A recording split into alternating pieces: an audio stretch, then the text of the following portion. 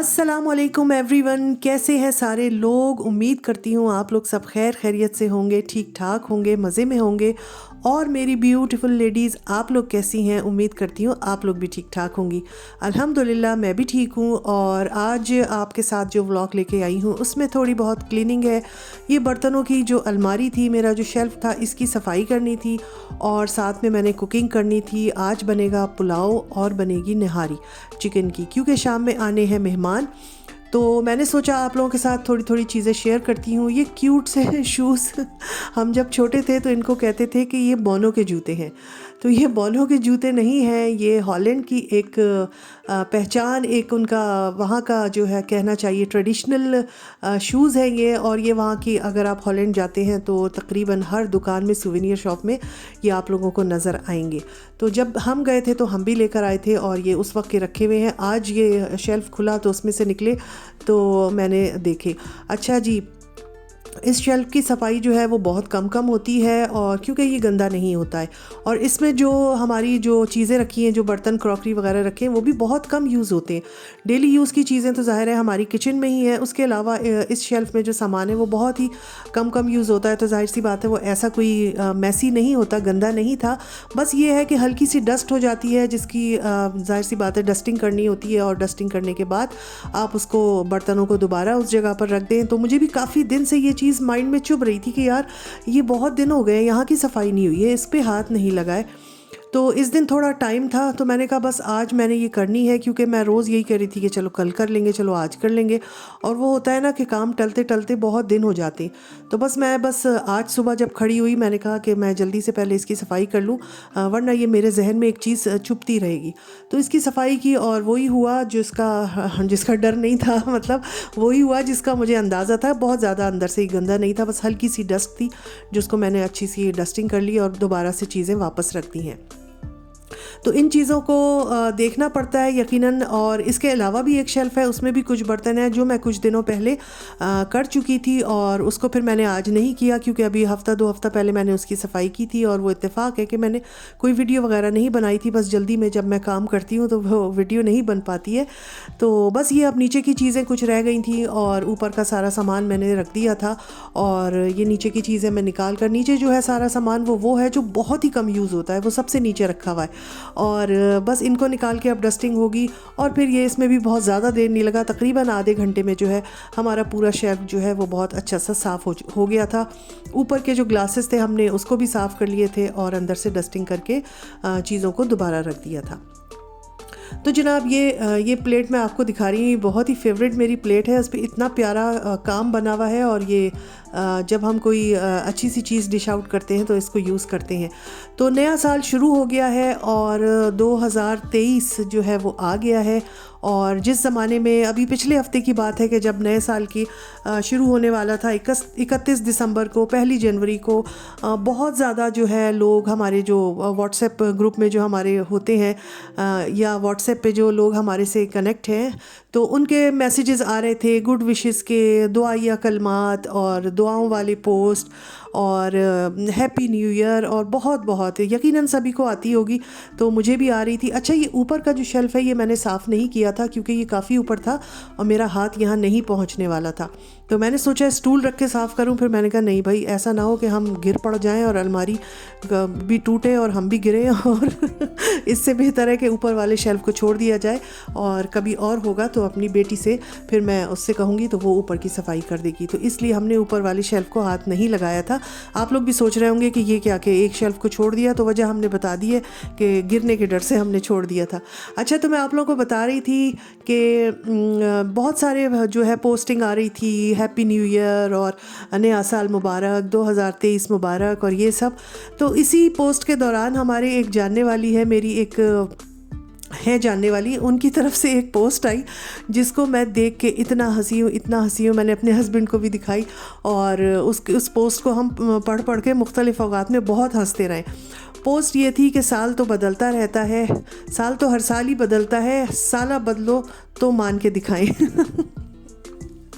तो तो ये पोस्ट मुझे बहुत अच्छी लगी और मैंने कहा या अल्लाह किसने ये बनाई है, किसने किसको भेजी है। और कितनी मतलब फ़नी है ना कि साल तो हर साल ही बदलते हैं, इस साल साला बदलो तो फिर हम बदल के दिखाओ। तो बड़ी मज़ेदार लगी ये पोस्ट और मैं इसको पढ़कर मैं बहुत हंसी हूँ। मैंने अपने हस्बैंड को भी दिखाई और हम मुख्तलिफ वक्त में इस पोस्ट को याद करके हंसते रहेंगे। ज़बरदस्त, इस साल की जो है ना 2023 की सबसे बेहतरीन पोस्ट ये थी।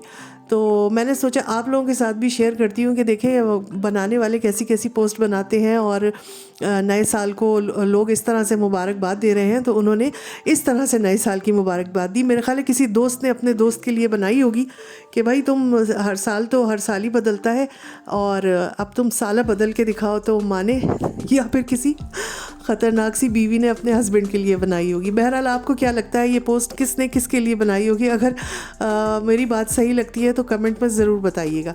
चलिए जी, बातें करते करते जो है मेरा काम हो गया है, शेल्फ साफ़ हो गया है। अब चेयर्स वगैरह जो मेरी इधर उधर हो गई थी वीडियो बनाने के लिए, उनको मैं अपना जगह पर रखूँगी और बस उसके बाद फिर हम अपने कुकिंग के काम में लगेंगे। और ये काम जो बड़े दिनों से पेंडिंग था, ये अब हो गया तो एक दिल को सुकून और इत्मीनान हो गया कि भाई हमारी जो बर्तनों का शेल्फ था वो साफ़ हो गया है। हालांकि वो बहुत गंदा नहीं था, मुझे यही हुआ कि यार ये मैं नहीं भी करती तब भी कुछ नहीं था, मगर चलो अपने इत्मीनान के लिए हमने उसको साफ़ कर लिया।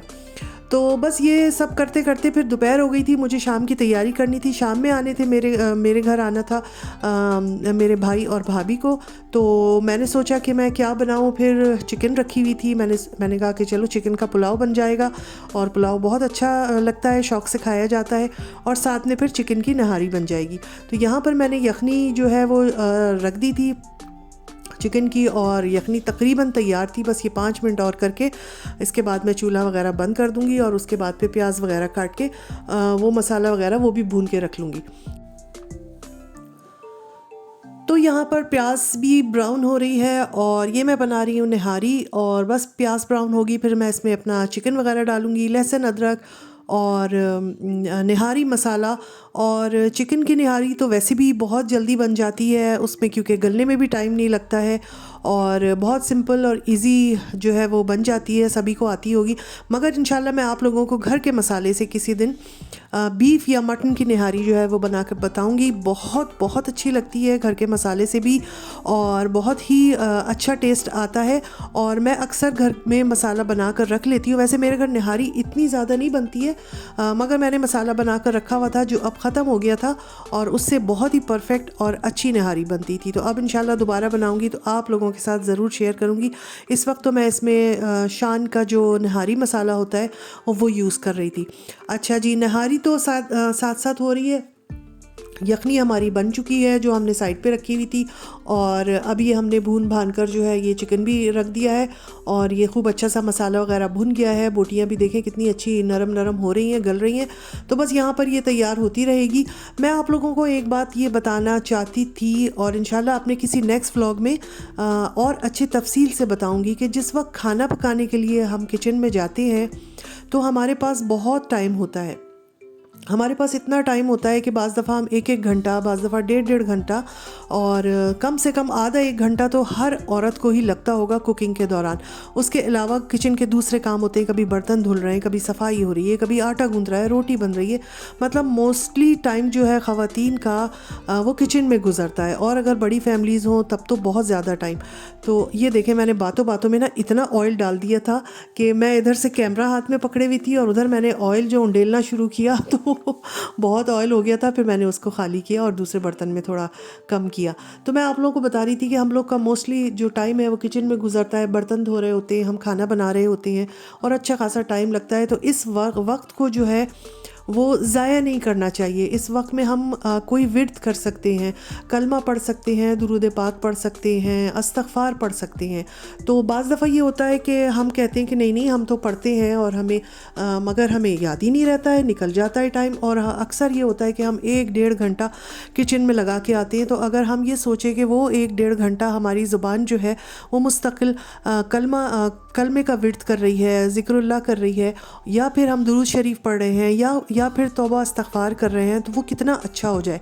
उसके लिए हमें कोई प्लान भी नहीं करना पड़ता कि हमें कोई काम भी नहीं छोड़ना पड़ेगा, हम काम भी करते रहेंगे और हम जो है इस तरह जो है कोई भी अच्छी सी दुआ, कलमा हो गई, दुरूद शरीफ हो गया, इस्तग़फ़ार हो गया, या कुछ तीसरा कलमा हो गया, ये भी हम करते रहेंगे तो वो हमारा टाइम कितना अच्छा यूटिलाइज़ होगा।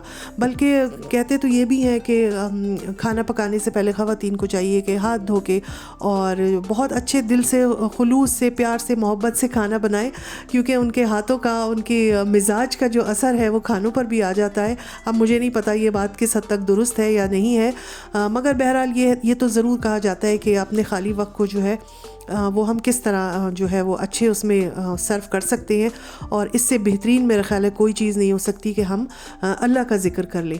अच्छा जी, यहाँ पर शाम का टाइम चाय का हो गया था और हमारे मेहमान भी आने वाले थे, तो हमें थोड़ी भूख लग रही थी। हमने सोचा कि चलो थोड़े से सैंडविचेस बना लेते हैं, और यहाँ पर मेरे हस्बैंड जो है वो सैंडविचेस बना रहे हैं और मैं साथ में अपना खाना भी तैयार करती जा रही हूँ, और कुछ देर में फिर वो लोग पहुँच जाएंगे। तो बस मैं यही कह रही थी कि अगर आप लोगों को याद नहीं रहता है, क्योंकि अक्सर मुझे भी याद नहीं रहता है, किसी के साथ भी हो सकता है, तो उसकी एक बहुत अच्छी तरकीब ये है कि छोटी छोटी पर्चियाँ बना लें। एक पे लिख लें दुरूद शरीफ, एक पे लिख लें कलमा, एक पे लिख लें इस्तग़फ़ार, एक पे लिख लें तीसरा कलमा, और ये किचन में लगा दें जगह जहाँ आपकी नज़र पड़ेगी। जैसे होता है ना कि कैलेंडर है, कैलेंडर पे लिख दिया आपने, या इस तरह की कोई छोटी सी चिट बना के किसी ऐसी जगह लगा दी जहाँ आपकी नज़र पड़ी और आपको याद आ गया कि अरे हाँ, मैंने कलमा नहीं पढ़ा है, तो इसी तरह दुरूद शरीफ पढ़ लिया, इसी तरह इस्तग़फ़ार पढ़ लिया, तो फिर एक टाइम ये आएगा कि वो चिट नहीं भी नज़र आएगी आपको याद रहेगा कि मैंने इस टाइम कलमा पढ़ना है। या ये कि आप इस तरह भी सेट कर सकती हैं कि जब मैं आटा गूंदूंगी तो मैं कलमा पढ़ूंगी, जिस वक्त मैं खाना बनाऊंगी तो उस वक्त मैं दुरूद शरीफ पढ़ूंगी, अब उसमें जितना भी टाइम लगे। तो ये छोटी छोटी टिप्स हैं। ये मैंने एक पोस्ट पढ़ी थी बहुत अच्छी, जो मेरे नज़र से गुजरी और मुझे इनकी ये बातें बहुत अच्छी लगी, और मैंने ख़ुद भी अपने ऊपर भी अप्लाई किया कि हाँ, हम जहन में तो बनाते हैं कि हम पढ़ेंगे, मगर अक्सर ये होता है कि हम जल्दी में जब काम कर रहे होते हैं तो भूल भी जाते हैं। तो बस मैंने आप लोगों को ये थोड़ी सी टिप्स देनी थी, तो आप लोग भी ये ज़रूर करें। इंशाल्लाह आपके किचन में भी बरकत होगी और हम इसकी बरकतें आपको ख़ुद भी नज़र आएंगी। तो बातें करते करते मेरा काम हो गया है, पुलाव निकाल लिया है, नहारी भी बन गई थी, वो भी निकाल ली है। और आप लोगों को कैसा लगा है आज का व्लॉग ज़रूर बताइएगा। इंशाल्लाह अपने नेक्स्ट किसी व्लॉग में फिर मिलूँगी किसी अच्छी सी रेसिपी के साथ। अपना बहुत ख्याल रखिए, मुझे भी दुआओं में याद रखिए, और वीडियो अच्छी लगती है तो लाइक ज़रूर कर दिया कीजिए। और जो लोग चैनल पर मेरे नए आते हैं तो अगर सब्सक्राइब कर लेंगे तब भी बहुत खुशी होगी। चलिए फिर दिल से आप लोगों का बहुत शुक्रिया। इंशाल्लाह फिर मिलेंगे। अल्लाह हाफिज़।